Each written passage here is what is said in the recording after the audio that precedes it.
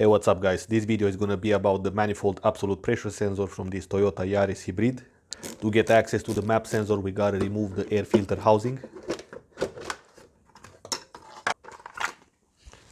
You're gonna need a long extension with a 10mm to remove these two bolts. And down here you can see the MAP sensor attached to the intake manifold. Now let's press on the power button 2 times. Now while the engine is not running, the value of the MAP sensor is 98 kilopascals. And that is actually a little bit low because the atmospheric pressure is 101 kilopascals. So this sensor might be out of spec.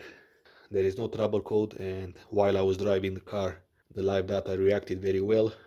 So what I want to do first is to unplug the connector and check the reference wire, which has 5 volts. It should have exactly 5 volts.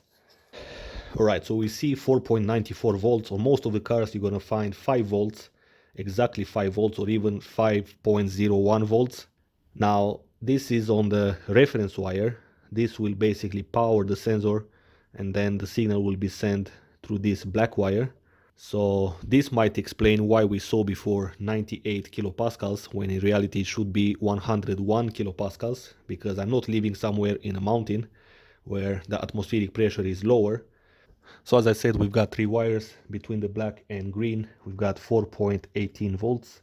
Between black and red we've got nothing.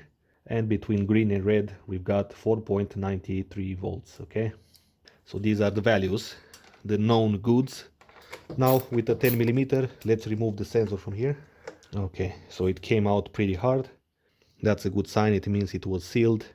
But as you can see, it's covered in oil, and there is oil even inside there. So let's go ahead and clean it up, and this sensor will react a lot faster to any atmospheric pressure change.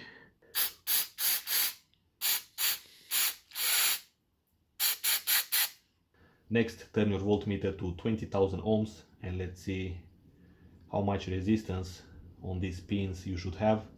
So I'm holding the sensor in this position and connect it to the first pin, and the second one we've got 10,430 ohms.